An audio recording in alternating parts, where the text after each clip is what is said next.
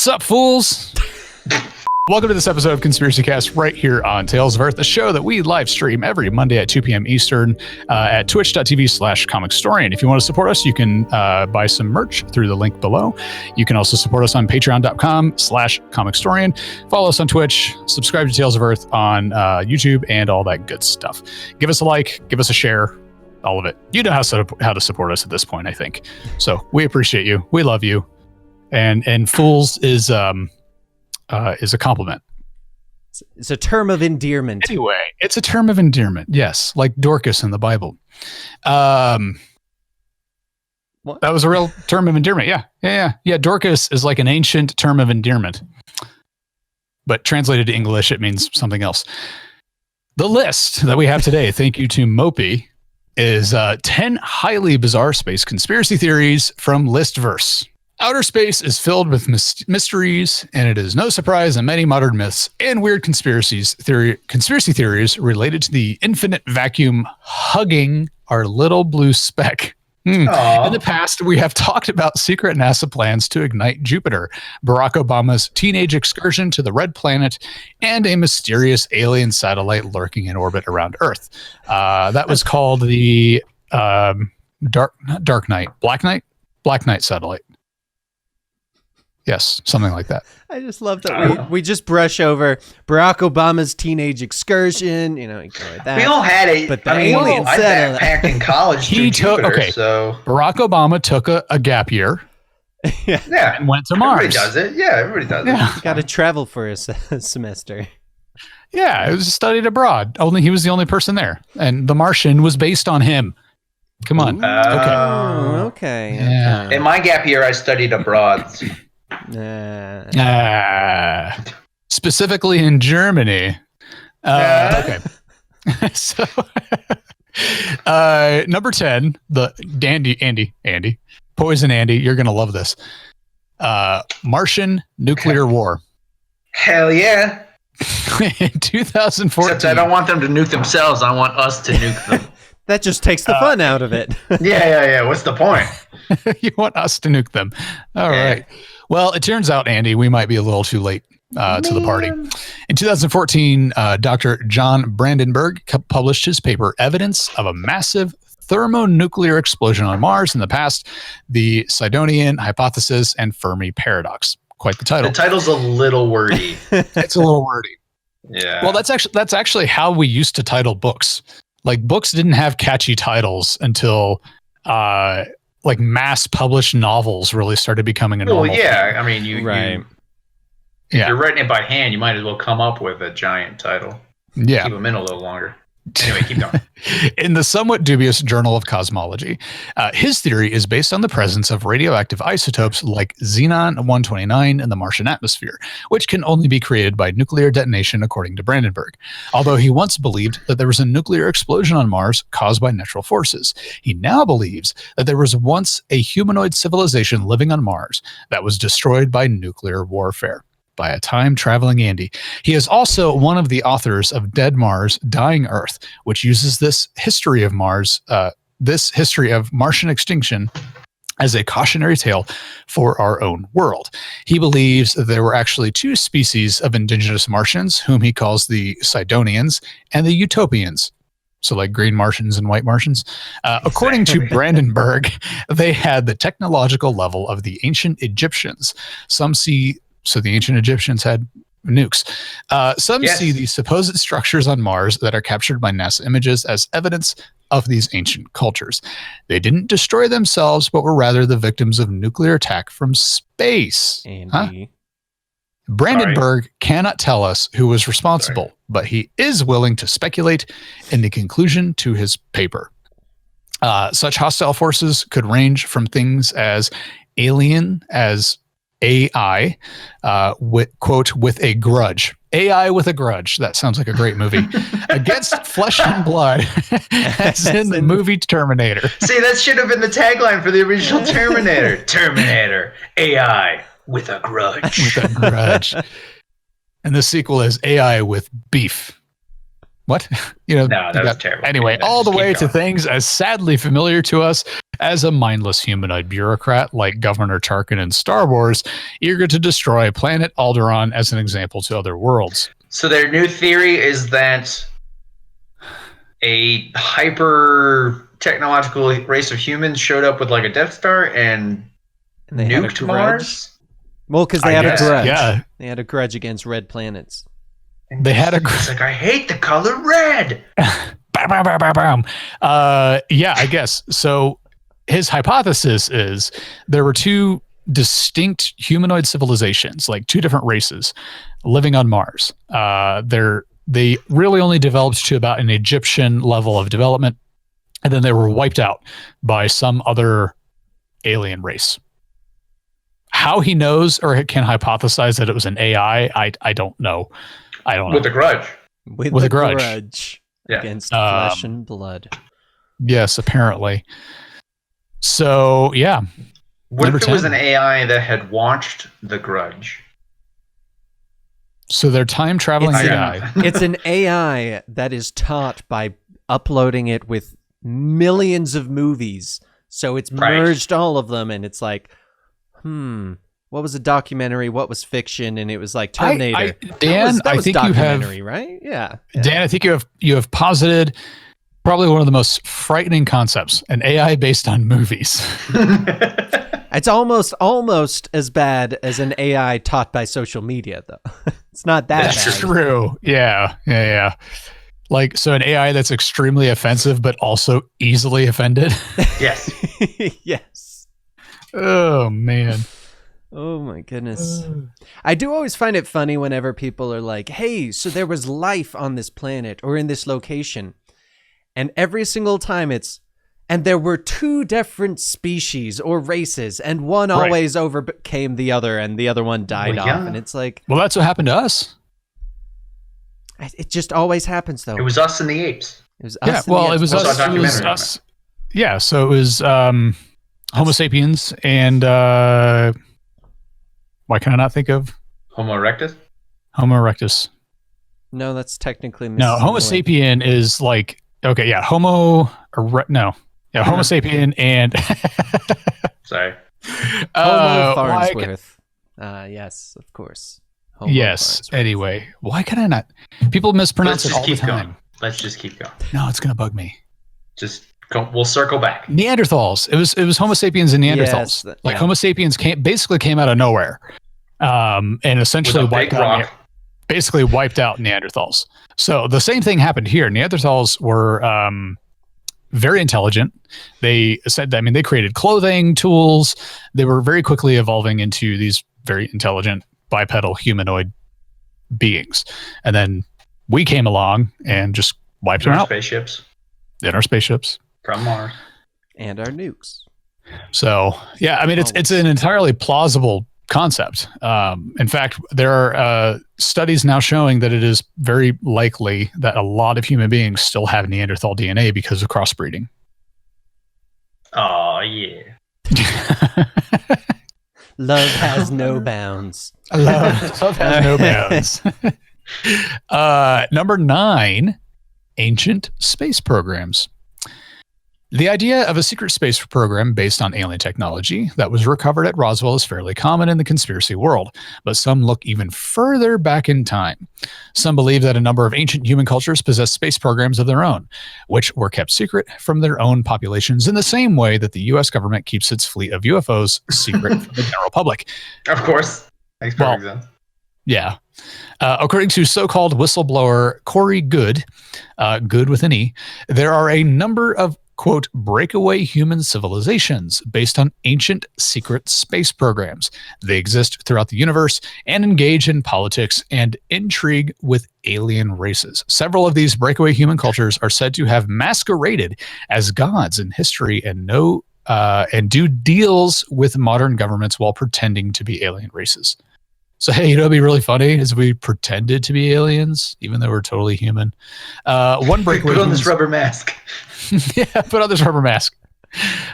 One breakaway human civilization is made up of the members of the Mayan space program, whom Good confesses to rather like, because he's met Okay. them, I guess. Being Yeah. quite short and wearing sky blue priestly uniforms, Good thought that they looked like Charlie and the Chocolate Factory Oompa Loompas, a mental observation that they had apparently picked up telepathically without being offended. What?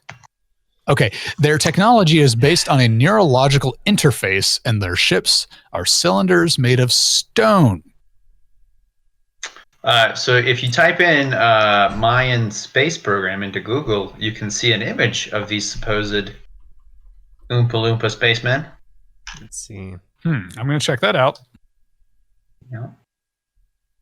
I mean, it's a You 3D mean rendering. the of course. three that look like Mr. Bean? A little bit, yeah. They do look exactly like Mr. Bean. This entire part is, I'm pretty sure, an episode of Futurama. Oh, I'm sure. Everything is an episode of Futurama. That is true. Good also reported being present at a group meeting of ancient space. I hope there was free coffee of ancient space program representatives who have apparently relocated to hidden terraformed layers beneath the Earth to hide from planetary and extraterrestrial enemies. So Hollow Earth, we're bringing in Hollow Earth theory here. So the ancient Mayans, they left, they came back, and then they were like, "Oh, we don't want everybody to notice us, so we're going to go into the Hollow Earth," which is also a thing. Which is also a thing. But then we found Nazis, and it just became a mess. Thing. Yeah. Well, no, we also found according to space, our- which was weird. Luckily, our next one's proving that our Nazis might not actually be beneath us, but above us. Yes, that's equally terrifying. Oh my god! So basically, they went to the Hollow Earth, and the Nazis were like, "Hey, we have the Hollow Earth for at least like another hour. Our Yeah, lease we have, isn't like, up a yet. lease on Okay. Our lease isn't up yet. We've already paid this month's rent. I'm gonna get my money's worth. He I need my he reported deposit seeing he reported seeing delegates from breakaway cultures who had African, Asian, Indian, and Mediterranean features. The Maya were conspicuously absent from these proceedings. Has anyone seen the Mayans? Yes, the Mayans. We all said we were going to meet back here in a couple millennia, and they haven't showed up yet. It's like, you told them the right time, right? Yeah. Oh, they got that different calendar, though. Oh no. This alliance is opposed to the modern day secret space. Okay. I love this. This alliance is opposed to the modern day secret space program, which is allied with nasty aliens such as No, the wait. Raptors. Is it nasty aliens or nasty aliens? I think both. I think both. Okay. Such All right, as good the check. Raptors, because those are things, and is controlled by an intergenerational cult that dates back to Roman times. Wow. All right. Raptor aliens. They've bred raptors with aliens. And needlessly given them machine gun arms. But I love this randomly thrown in intergenerational cult that dates back to Roman times. Yeah, what's the problem here? I mean, it sounds like a solid mystery conspiracy theory to me. To me, yeah. These are some Yeah. crazy, Yeah. awesome conspiracy theories. These ones have everything. They've got Mayan aliens, machine gun armed raptors, ancient Roman cults. I think you made up the machine gun arm. No, I'm raptors. pretty sure it says it in there somewhere. I kind of like the idea. But what I find funny is this alliance is opposed to the modern day secret space program. It's like modern humans are like, hey, you had, secret space programs. Why can't we have secret space programs? Like, well, you allied with the Raptors, and I'm gonna start my have- own secret space program with blackjack and hookers. You don't know where those Raptors have been? Yep. Intergenerational cult. I'm gonna look this up real fast. Dude, click the link. It's actually kind of funny. Ancient Earth Breakaway Civilization Subterranean Council Meeting and SSP Alliance Debrief Part 1 Honeycomb Earth. It's a little wordy, Ooh, the title. This looks fun to read. I'm going to read that later. Wow, what website is this? SphereBeingAlliance.com, one of the most prestigious news outlets out there. And they also use cookies. Great, good to know. Okay, here we go. We're talking Nazis in the Hollow Earth, Nazis up in space, and number 8 brings us to Nazis on Mars. Nazis, what are on a post-nuclear apocalyptic wasteland Mars. Okay. Another set of wild claims from Corey Goode. Oh, Corey Goode. Pertains to a supposed German colonization of the moon and Mars in the 1940s by the Thule, Vril, and Black Sun secret societies. This was an effort that was apparently independent from the SS quest to build weaponized flying saucers in the same period. Using hidden bases in Antarctica and South America, these secret societies explored technologies like anti-gravity and space-time portals that were developed with records from ancient space programs of the Far East and extraterrestrial advice. Put that there? No, put it there. Yeah. Put that you're over doing there. it wrong. Cross the wires the other way. Yeah. You Nazis are stupid. The entire program was kept secret from the Nazi political leadership and the German military authority. So it's not Nazis. It's the not Nazis. It's just Germans. Well, no, they were members of the Nazis, but it wasn't the full Nazis. So they were Nazi-ish. Yeah, Nazi-ish. Yeah. Okay. The early German colonies on Mars were at the mercy of dust storms that initially wreaked havoc on their electronics. Dust. That makes sense. Then they discovered hospitable regions above the 20th parallel where they could be safe. There they stumbled upon an ancient complex of lava tubes where they could build more secure bases. They soon ran afoul of the reptilians and the insectoids, must be the two races on Mars. Two species of indigenous subterranean Martians. After making a show of force over Washington, D.C. in 1952, the secret societies of Mars made an alliance with the U.S. military-industrial complex. Although the Americans intended to take over the German bases, the secret societies ended up infiltrating and taking over American power positions and high-tech industries. The influence of the Nazi secret society in the modern secret space program is most obvious in the, quote, Dark Fleet, which has a Nazi style to its uniforms and ships. This is what I love about these things is because like let's say Corey Goode there is like explaining this to me and I'm like, dude, that is an awesome idea for like a science fiction novel. You should definitely write that. And he's like, fiction? Fiction? What?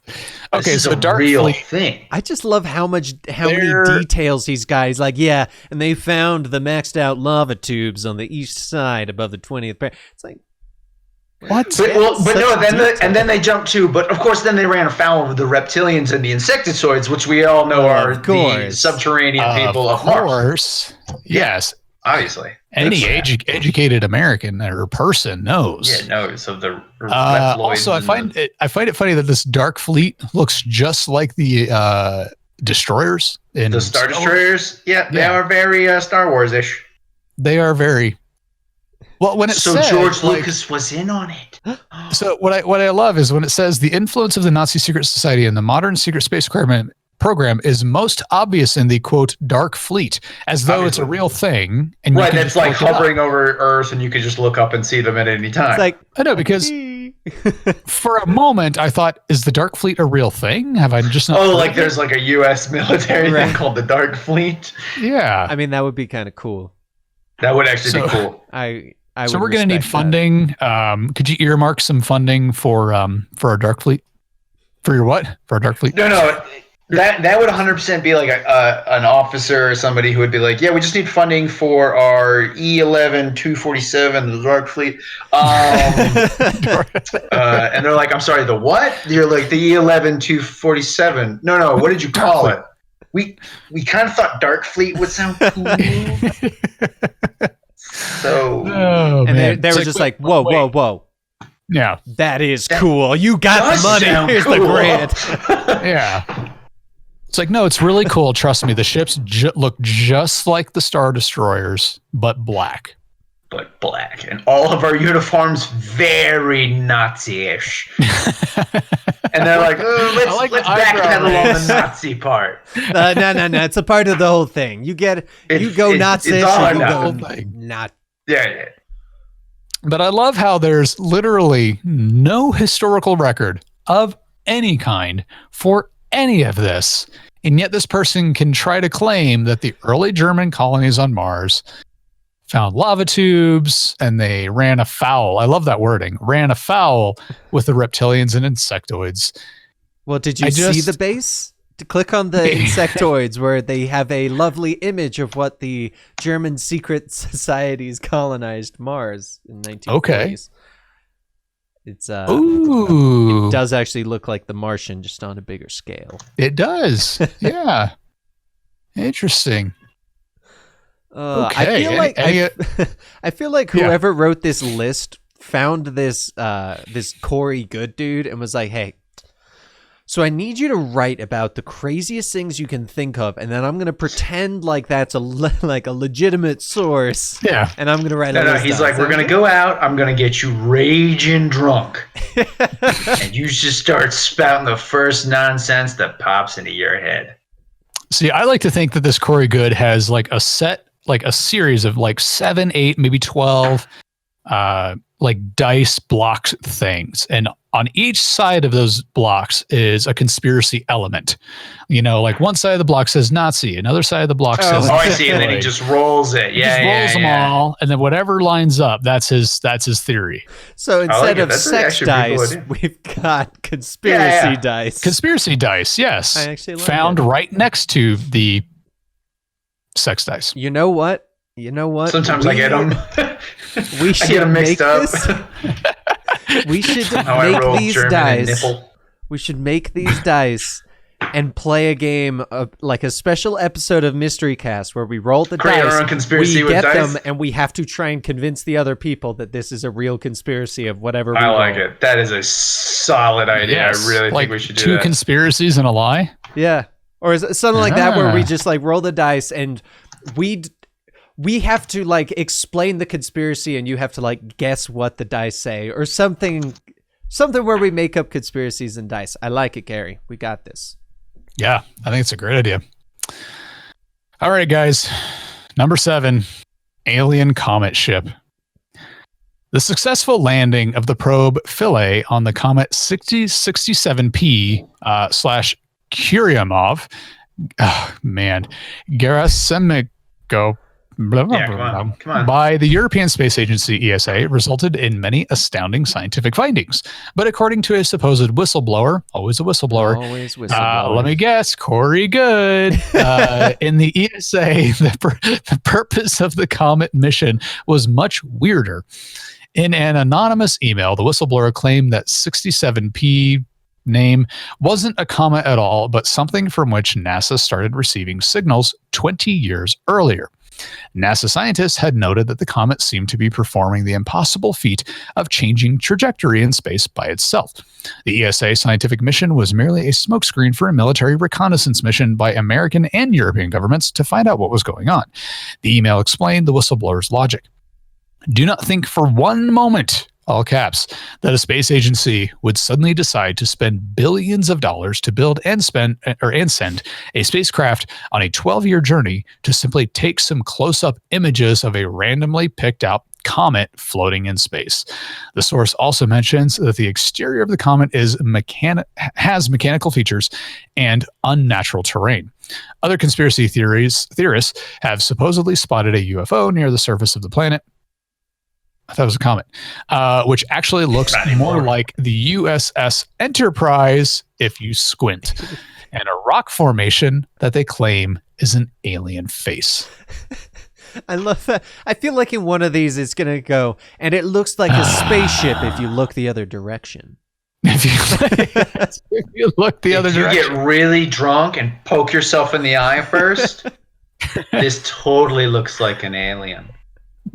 So I clicked on the first link of the astounding scientific findings, and it's funny the things that they are really stretching for, because the first one is CG shows Jupiter in action. So I don't know how computer graphics really affected it, but one of them further down, it literally is number 6. It looks like a duck. Okay, I have to see this. Yeah. And it does not look like a duck. Well, hold on. If you turn your head slightly, Like I can't it actually see kind of the looks duck. like Godzilla. It does. It looks more like a monster, but I'm not seeing a duck. UFO. Wait, where is this? Apparently, it also smells horrible. Okay, because that's something we can know. Wait, I'm not seeing what you're talking about at all. Did you not? The first link in the ESA resulted in many astounding. It's number 6. Number 6. It looks like. Oh, I see. Okay, yeah. Duck, and it does not look like a duck I've ever seen. That Maybe a duck that definitely got just driven over. Looks like a comet.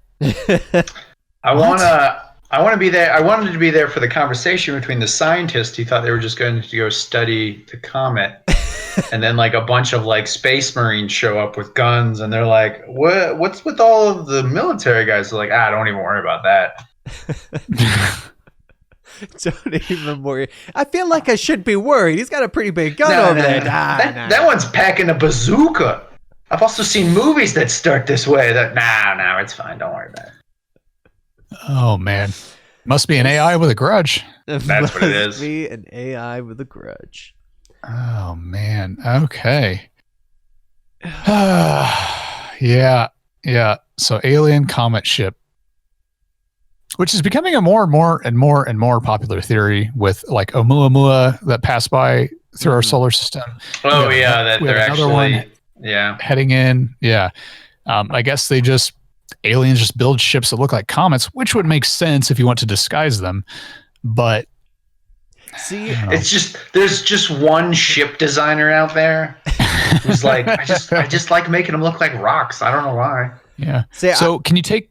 Oh, go ahead. I was just gonna say, I like whenever I look at these, my thought is more that it's a broken down ship that's just gathered stuff on it. And just like debris and stuff. Yeah. That is actually one theory that they've been out in space so long they have actually collected a bunch of junk. I mean, let's be honest. How many times do you drive down the highway and you see just a car sitting on the side of the road? I gotta imagine space is like that too, except that the road just is constantly moving, and then weather. Yeah. There's no yellow lines. Exactly. I'm just waiting to see one of these comets blinking. Like with like a safety light on it. It just goes by. Do you guys hear that? Do you guys hear that? Sounds like was that a blinking alarm. light? No. That's just a phenomena. It's natural. There's nothing to worry about. It's a small nuclear explosion. Yep. It's a small nuclear explosion that repeats. It's a repeating.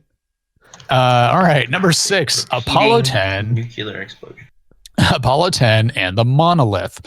According to this theory, the Apollo 10 astronauts, Thomas Stafford, Eugene Kiernan, and John Young, saw an extraterrestrial beacon in orbit, around the Earth. The object resembled the monolith from Stanley Kubrick's film 2001: A Space Odyssey and was allegedly first glimpsed by Soviet cosmonaut Yuri Gagarin and American astronaut Alan Shepard.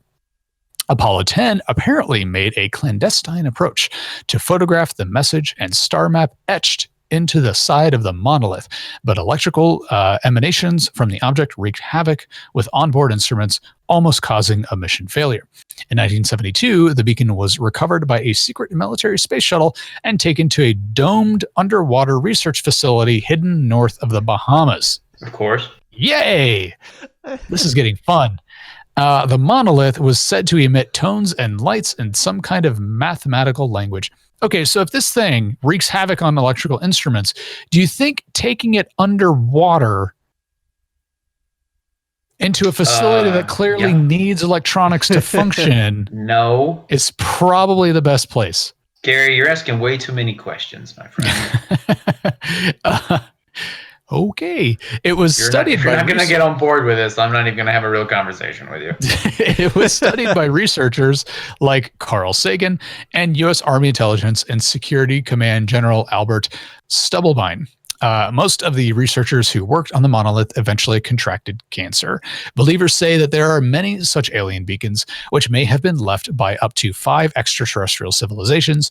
A supposed NSA informant known as Jesse believes that Mother Russia had one. deep quote there. Skeptics point out that the technical problems reported by the Apollo 10 mission were all standard spaceflight hiccups, and that any secret shuttle launch in 1972 would have been noticed by space watchers on the ground. So I think to add into the people, most people died from cancer. Apparently, according to this article that was linked in that one, it says, and those who tried to dissect the monolith died right there on the spot. Of cancer. So don't touch the monolith. Just died. Touch the monolith. So isn't that the video game Dead Space? They have a It sounds like it and would turns be. you into like a monster. I don't know. I never played it. Oh. Andy, sounds like an action movie to me, or an action game. It does. Guys, it's just a stupid action game. I don't even see the point. I don't even see the point. That's but I love this. Like Mother Russia had one, so they're just collecting monoliths. Yeah. Like China chimes in like, hey, we don't have one. There's one up there. You can go get one. Like, just go I mean, at this point, they're a dime a dozen. They're like, you have to share with us. Just go get your own monolith. Go get your own monolith. According to this, sorry, I just keep reading. This is hilarious. Yeah, go ahead, Dan. It says, Jesse, because apparently that's a important person. Jesse feels that there are many more space beacons out in space acting as postcards. I'm sure Mother Russia had one. That's right. The line. I'm like reading this full thing. This is greetings hilarious. from Andromeda. It's like, wish you were here. Wish you were here, but don't touch. But don't touch, you dead. Don't touch, you dead.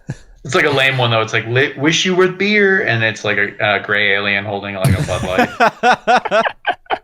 It's not a good postcard. It's really crappy one. And that's one of them's actually a singing card. So they like break it open and it starts playing a song. They're like, what the hell? You know, we never associate a sense of humor with extraterrestrials. It's always like humans. The humans have the sense of humor. Right. The aliens don't. I like to imagine that some aliens actually have way more developed senses of humor than we do, and like everything's just a joke to them. Everything in space that we have experienced has been some alien's big prank. Yeah. Yep. Yeah. Just a prank on us. Exactly. I'm like, I can imagine we actually finally meet them. We hang out with them. We like them because everything's a joke to them, and we just don't want to be around them, but we don't want to tell them they're that guy. They're that guy. All these aliens, they're that guy. Okay, so yeah, monoliths. That's fun. Ooh, Benny would love this one. Number 5, space angels. Thor was one of these. Yes, it's like an angel. He's like mated with a pirate. On day 155 of their mission in 1984, cosmonauts aboard the Soviet space station Salyut 7 allegedly experienced a blinding orange light which illuminated the interior, even passing through opaque walls. Looking out the portholes, they saw that the station was surrounded by 7 angels with wings and halos. Each was roughly the size of a 747. The angels remained for 10 minutes before vanishing. On day 167, after they had been joined by 3 more cosmonauts arriving in the Soyuz T-12 spacecraft, the incident supposedly occurred again. After the mission was over, the Soviet authorities allegedly hushed up the divine encounter. Cosmonauts aren't the only ones to have supposedly glimpsed angels in space. Since 1995, the Solar and Heliospheric Observatory has allegedly glimpsed images of angelic beings flying near the sun. NASA says that the images are merely image processing errors, but conspiracy theorists insist that they must be angels or aliens. I would love to see, for argument's sake, that this is real, that they're actually getting images of these angels or beings or whatever they are. Sure. And one of these NASA scientists is like standing in a room. One of these 747 sized angels appears. And he's like, it's just, how did he describe it?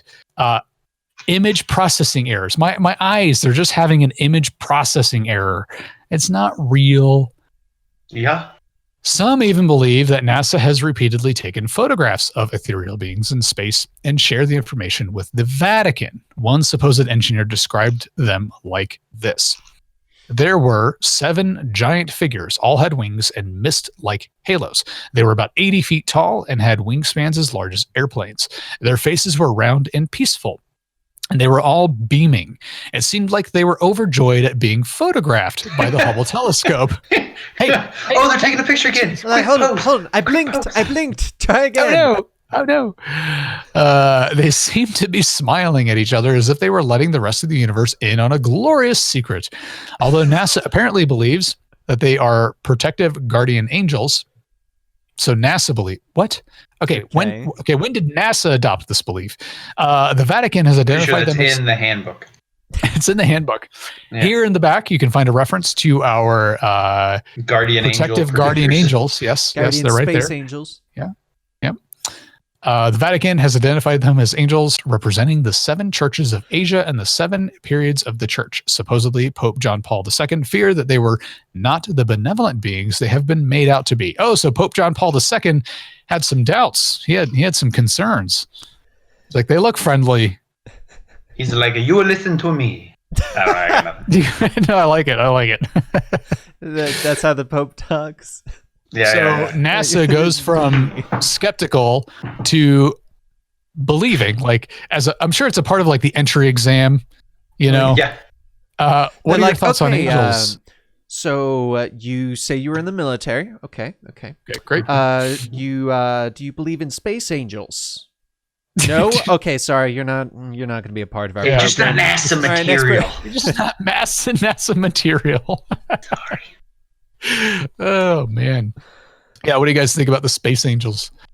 Now, what I do find interesting, okay, is that if you look at biblical encounters, and I'm sure even other ancient texts, when it comes to encounters with angels, they are a very like powerful, scary. Right. Yeah. It's not like the. Yes. Feathery wings, white robes. No. Anytime an angel appears, at least biblically, anytime an angel appears, like people fall to their faces in fear. Like it's a terrifying experience. So I mean, at least this story like lines up with that. But are they just hanging out near the sun waiting for a photograph? I mean, we got to get the lighting just right, people. Yeah. Oh my goodness. Get my good side. Get my good Turn side. my face to the sun. Oh my gosh! That's one of those ones where it's just like, okay, this sounds more like you've been in space for so long and you're so desperate for interaction with people, you start seeing things. These are also Russian cosmonauts, so let's be 100% honest. They were probably a little heavily into the vodka at this point. Yes. Heavy into the vodka. I wonder how much they take. I wonder if they, They're like, we're going to be up here for a year, so we brought enough vodka for that long, but we went through it in a week. No, cosmonauts don't drink vodka in space. Damn it! Like, of course they're not going to tell you they do. Like, yeah, well, here you go, cosmonauts. This is a year's supply of vodka. This is an American's year's supply of vodka. What is this bullshit? What is this? We need a Russian supply of vodka. This does want me to mention, though, that there was once an astronaut who brought a corned beef sandwich with him on his space flight once. Of course. Who are we sending into space? I don't know. People. It's like he shows up late for the launch. He's brought his lunch with him. Oh no! Sorry. They're like, you don't have time. Just bring it with you on the flight. He just sticks it in his mouth and just like slowly eats it as he's like launching. All right. Here we go, guys. You ready for this one? Number 4. This is gonna be fun. Oh. Cryptids of Mars. Yes. I like it. All right. Andy needs a new an upgrade to ride. I need an upgrade to Slide ride. Rock Bolter. Sly Rock Bolter's gotta evolve and go to space. Martian rock bolter. Yes. Conspiracy theorists seem to like squinting at blurry pictures. Hey, Dan, you're right. Of lakes and forests to spot mysterious animals, such as as much as they like interpreting rock or terrain formations as evidence of alien structures, like the duck. Or faces. So it should come as no surprise that some combine the two joys. Images captured by the Curiosity rover in 2016 were interpreted by some as showing clear evidence. Yes, clear evidence of a Martian Loch Ness monster, which presumably lives in sand. Back in 2008, NASA's Mars rover Spirit captured an image which some believe to be a Bigfoot living on Mars. Okay, I got to see this. That's also the mermaid. That's what they also call the mermaid on Mars. Okay. The standard explanation is that it was merely a small rock near the rover, but some prefer to take it as evidence of a Sasquatch that is 5 centimeters, 2 inches tall, lounging casually on the Martian surface. Huh. Okay. However, so I'm watching the video on the Loch Ness monster. And it's like just like an image of sand, and then basically somebody drew a Loch Ness monster on the image of sand. That's exactly what it is. I'm watching it too. My first thought was, am I not seeing it? I was like, where is it? It is, and I'm like, okay, maybe I just didn't see it the first time. Let me back up. Yeah. No, it is somebody straight up drew a Loch Ness monster on the image of sand. It's such a blur out where it's like, hey, I've got this. It's like if I went like this, I've got these 2 snacks right in front of me, because I have my desk snacks. If I had this, of course, I was like, here, we've got the green snacks. Oh my goodness, isn't that crazy? Like, it's so. Oh my gosh, that's funny. That's funny. I don't see the Loch Ness monster. Let me draw it for you. There it is. You see it now? You see it now? Well, obviously, sure. Yeah, I didn't even see that the first time. The thing I always find funny when they go through a picture and they're like, see, this is where it is. I'm always looking at the picture and I'm like, that could be something. That could be something. That could be something. And they go to the one spot that I'm like, no, that's just sand. And they're like, it's the Loch Ness. I'm like, but that rock looks like it could be a sleeping elephant. Yeah. Now, I am more convinced. Sleeping elephants on Mars, confirmed. I'm more convinced by some of the images that we've seen for Mars where you see what look like very old broken down machines. Those are way more convincing. Oh, yeah. Than Loch Ness Monster and, things like that. Like this Bigfoot who is purportedly, how big to say, 5 centimeters. 2 inches tall. 2 inches tall. Bigfoot, is he? Yeah, but they don't want to say Littlefoot because that's like copyright infringement. So that's fair. Yeah, that's true. Right. However, this pales in comparison to the variety of alien structures reportedly seen in the images by veteran conspiracist Andrew D. Basiago. These include beings with bulbous heads sitting in lotus positions and surrounded by ibis and penguin-like creatures. There is also a large statue or skeleton of a humanoid with a pointy head and large elephantine ears. This skull may be the fossilized head of a giant primate in Martian history, or simply the statue of a demon. Sure. Okay. Yeah. Let's take a look. For the record, sorry, those of you on stream that just had a pop up real quick. I was trying to look at the pictures, but I can't find the. I like the alien handgun. That's a fun one too. It is very much a rock. It is very much a rock. For those who worry about facing some ferocious Martian beast unarmed, some sources reveal that you might be able to pick up an alien handgun lying on the desert surface. Pretty sure, I'm pretty sure it's you can look at the picture. It is very much a rock. That's like someone coming to Earth and going, picture, yes. If you look on this mountainside, you can see this solid stone heart. And it's just a heart-shaped rock. And they're like, oh my gosh, this must have belonged to some rock-style creature. Oh, man. Someday these conspiracy theorists are going to be laughing when they're proven right about all of this. Right? Like, that was a handgun. There were reptilians and insectoids on Mars. And they were wiped out by nuclear war by an AI with a grudge. Okay? It's all real. And there's Nazis. And there's Nazis. And a Martian elephant that never forgets to kill. Oh, man. Yeah. Oh wow. Okay, I love how they've used that same picture of the like mermaid. Yeah, it's like 7 different things supposedly. Apparently. Well, who knows? It's a shapeshifter. It's true. All right, number 3, Pluto Truther movement, which is what we need. Okay. YouTube user Crow 777 is at the forefront of a conspiracy theory movement called Pluto Trutherism. He believes that NASA faked the images of the former planet Pluto that were captured by the New Horizons probe, altering the color channels of an image of Pluto. He supposedly detected a ghosting image all the way around. First indicator of shenanigans. I cry shenanigans on NASA. Yeah. Okay.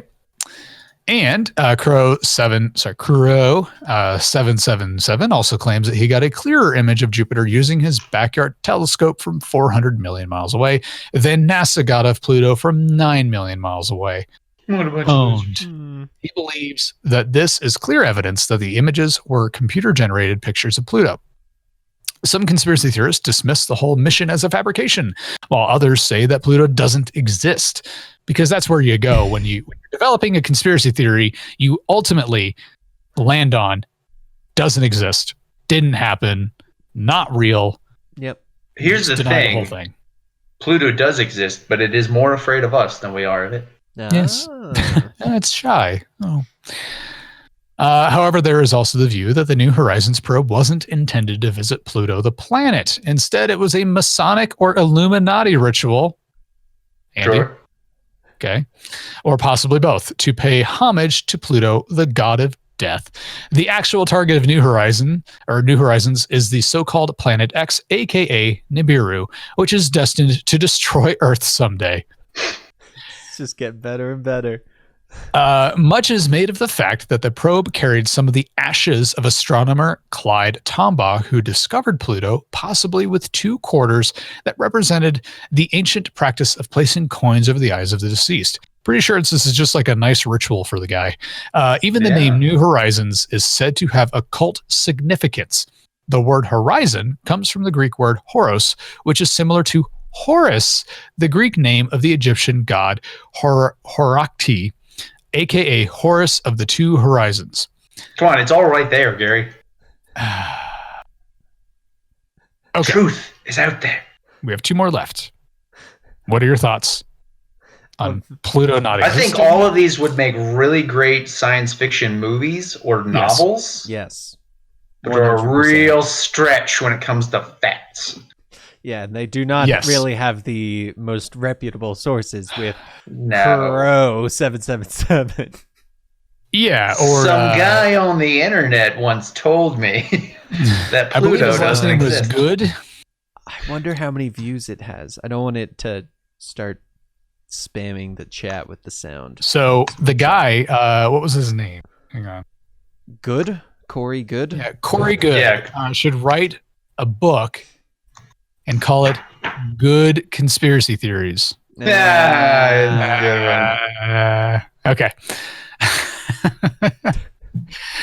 Okay. I mean, I've never really given Pluto much thought besides, Pluto's not a planet anymore. Gary. That's the problem.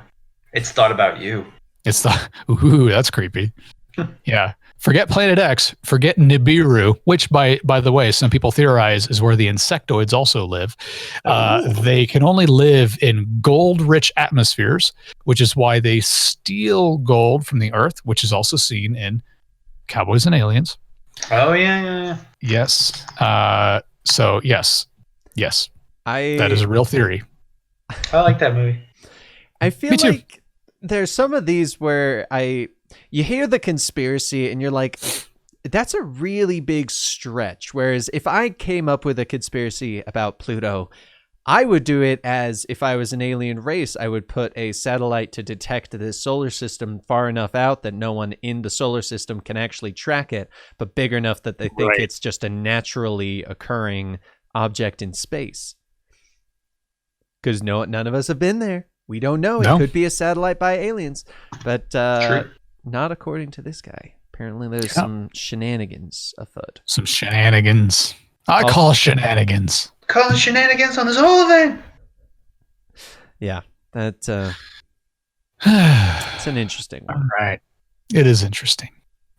Number 2, Throne of God. Oh. Some Christians believe that heaven is a physical place within our universe, and a minority even believe that it is somewhere in the Orion Nebula.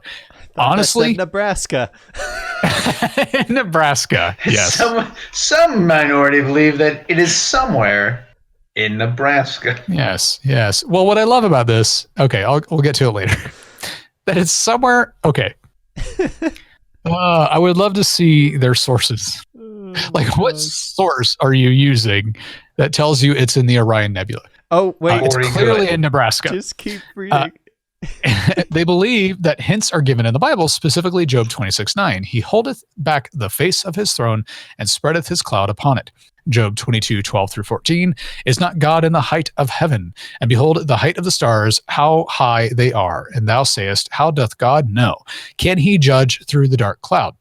Thick clouds are a covering to him that he seeth not, and he walketh in the circuit of heaven. They could have used a different translation for this quote. No, they couldn't have. It doesn't sound as religious. Biblical. It's true.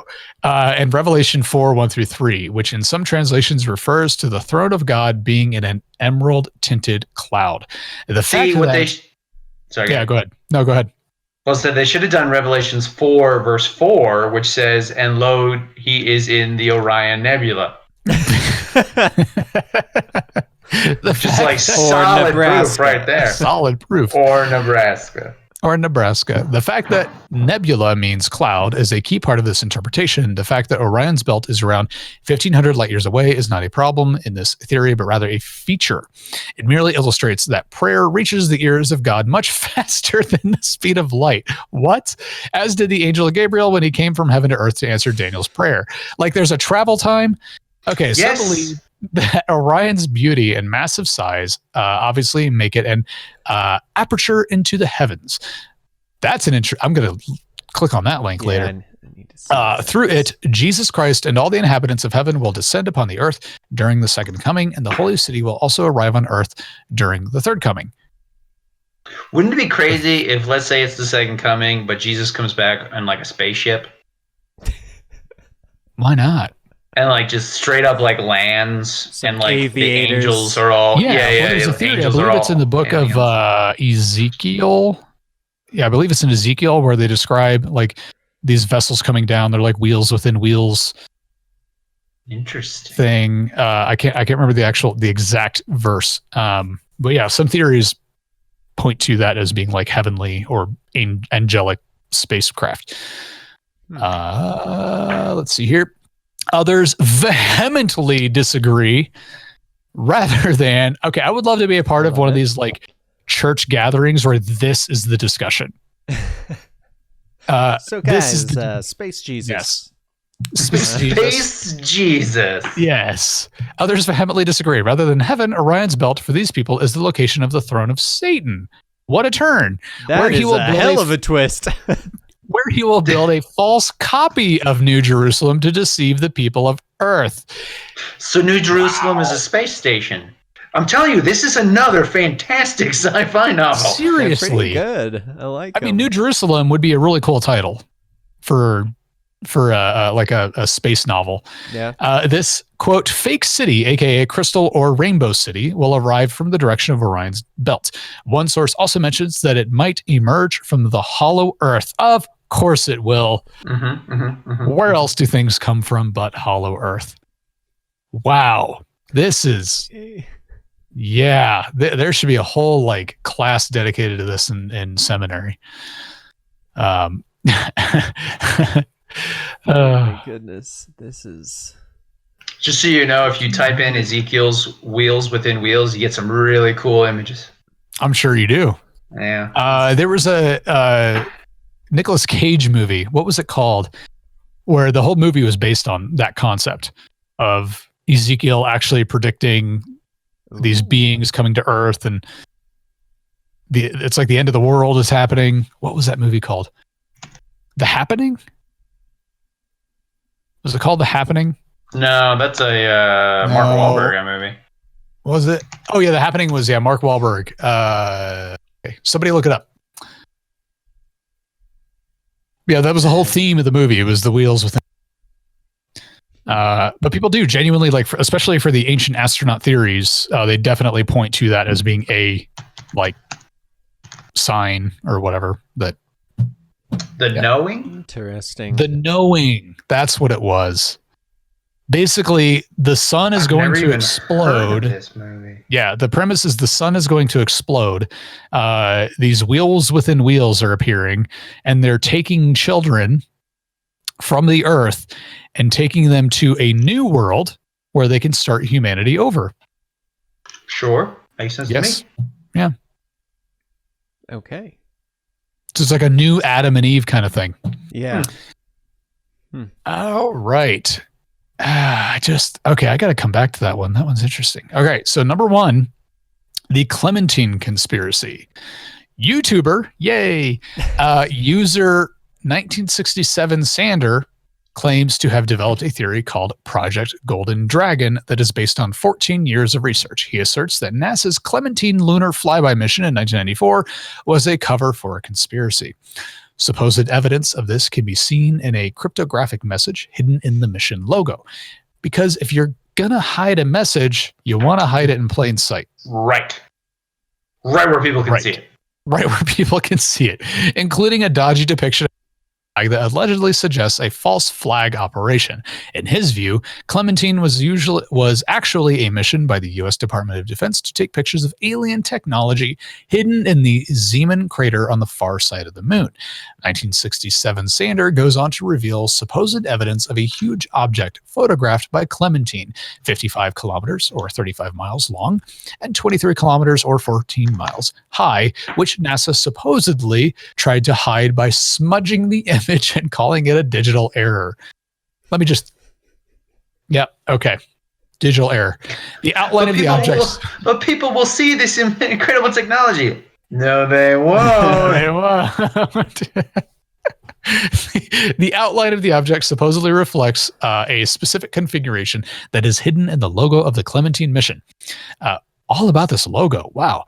He interprets the object as being a giant alien machine consisting of many multicolored parts or scales that are able to move in any direction. Supposedly, this indicates a biomechanical technology capable of shapeshifting. 1967 Sander believes that the object moves like a caterpillar on multiple legs across the lunar surface. By making further quote, enhancements of the original image, he picked up more details, such as a suction unit for spraying chemicals and even possible mandibles, which is chins. He also states that there is a link between the mysterious biomechanical creature and ancient stories of Chinese dragons. This is based on convoluted numerology and an extremely vague resemblance between the so-called object and the traditional Chinese character for dragon. He believes that ancient Chinese stories of dragons were actually descriptions of smaller versions of the same alien technology that the U.S. Department of Defense is studying on the moon. According to 1967 Sander, these devices probably came to Earth first to excavate certain material. Luckily, he believes that the moon dragons are not hostile. However, he feels that the government should tell the public what it knows about the alien technology on the moon. And we end the list with moon dragons. This is a great list. I'm not gonna lie. Moon dragon. Oh, a moon dragon, guys. That has chins, specifically mandibles. Yeah. Okay. This was a fun list. I will say that. It was not the most even somewhat believable. No, as we've had some in the past. None of these to me were even close to being like, this could totally be a real thing. I mean, well, excluding the Martian gun, obviously. Well, obviously, yeah, that's straight up. Nessie's got to arm himself somehow. Yeah, Sand Nessie. Yes. And the Martian mermaid / Bigfoot / meditating person. What if the handgun was dropped by the Nazis when they fought the reptiles and insectoids? Oh no, my Space Ruger. My Space Ruger, no. I'm never going to be able to get it. They're never going to issue me a new one if I keep losing them. No, it's a Martian looter now. my Come gosh. on. There are things like that where it's when it's just one of something, I'm like, nah.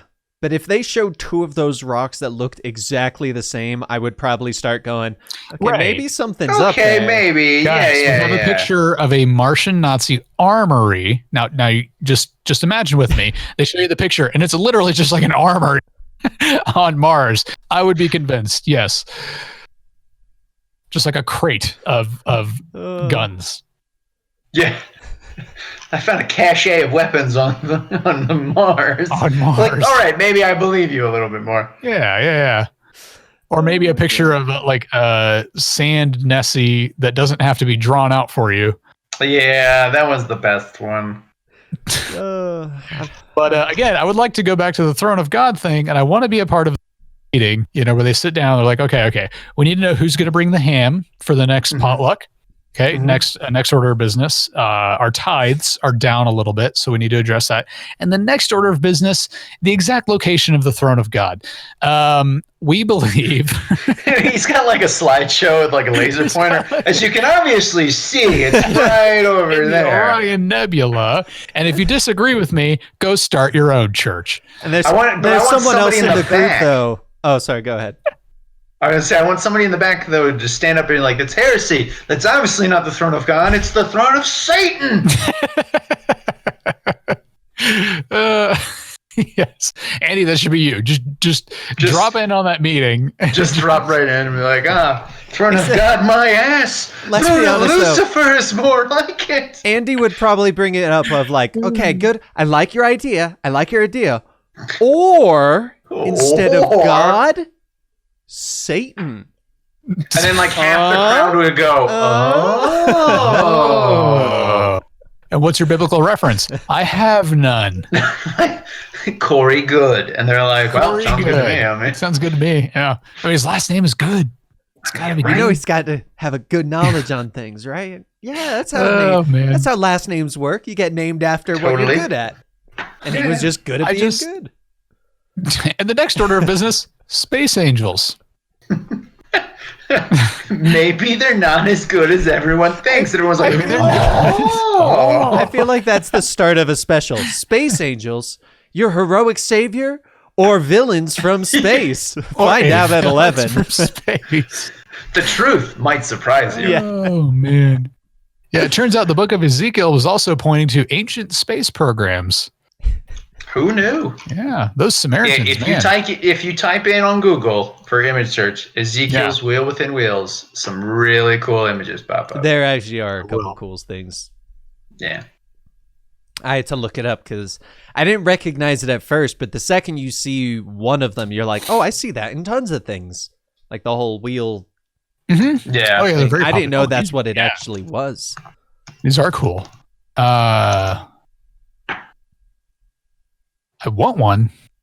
I know that. I want one. Yes. It'll be the next Tesla model. We got the Model 3, got the Model Y. It's going to be the Ezekiel model.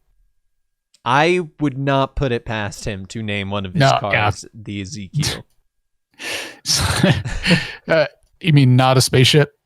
Yeah, not a spaceship. Not a spaceship. Yeah, so any last thoughts on this list? It was a fun one. I think all of these need to be written into sci-fi novels and movies, and I would watch the hell out of them. And what I think should happen with one of those stories, okay, is that you go through this whole movie, everything in this list is in there. All right, okay. Hollow Earth, cryptids on Mars, all the different creatures on Mars, the reptilians, the insectoids, the Nazis, everything, the monoliths. You name it. The Throne of God, aka whatever, Throne of the Devil. I mean, you take your pick, whatever it is. And then by the end of the movie, it turns out it's all a monologue from an alien trying to explain to humans what the universe is really like. And humans are like, sure. Right. No, I'm serious. I mean, if you don't believe me, ask the space angel. And he comes down and strikes fear into everyone. Right, because he's the size of a 747. 747. But he's very happy. I mean, he's in a good mood. Yep, just the big like what is it? The chubby Buddha statue. Oh, I was thinking. Yeah, exactly. I'm picturing more like the sun in Teletubbies, like just looking up and seeing this angel's face, like. As things are like crashing around him and things are burning and just smiling at you, like, oh just God, smiling. stop. Yeah, I can't help it, man. If you got as much sunshine as I did, you'd be just as happy as me. He's got a nice tan. Got a nice tan. Okay, yeah. What was your favorite? Okay, my last question. Which one of these was probably your favorite? Oh, that's tough. Let me scroll through. I have to. Yeah, I was gonna say. Let's see which one my I mean, favorite. Space Angels was pretty fun, but Space Angels is pretty good. I think I liked the. I think I liked the monolith the most because of that extra site that I read, where it was just so much more detailed. And if they tried to dissect it, they dropped dead on the spot. And Mother Russia, I'm sure they had one. Yeah. From a pure plot standpoint, yes, I think German colonies on Mars would be a great read. So yeah, sure. If I could mix two of these into a good movie, it would be the German colonies on Mars and Space Angels. Sure, yeah. And Space Angels. Yeah, the monolith was pretty good. Or this would be a good movie if the Germans were trying to find the throne of God, and that's why they colonized Mars. And they're colonizing to try and find it. Yeah. Like their search for all the relics and stuff. Exactly. Spear of Destiny, all that. Just saying. Yeah, these were good. Okay, well, that was a fun list. Yeah. Guess we can close out this episode. Bye. And it was about an hour. What was that? I said, and it was about an hour. I think it was a little over. Yeah, we can always make a list stretch. So, thank you for watching this episode of Mystery Cast right here on Tales of Earth. Dan, where can I find you? They can find me on Twitter and Instagram at DanTProducer or on Twitch at DanTStreamer. And Tinder at DanTLover. Tinder at DanTLover. Andy, where can they find you? You can find me on Instagram at Brian the Andy and nowhere else. And nowhere else. Okay. And nowhere else. Yeah. It's a new website you can find me made. It's nowhereelse.com. Nowhereelse.com. You can find me on YouTube at Film Circuit, Twitter at Film Circuit, and Instagram Films. Thank you for watching this episode. Let us know what you think about these ancient space programs and space angels and Martian cryptids. And where do you think the throne of God is? Don't say Nebraska. Thank you for watching this episode. Bye. Bye, guys. Bye.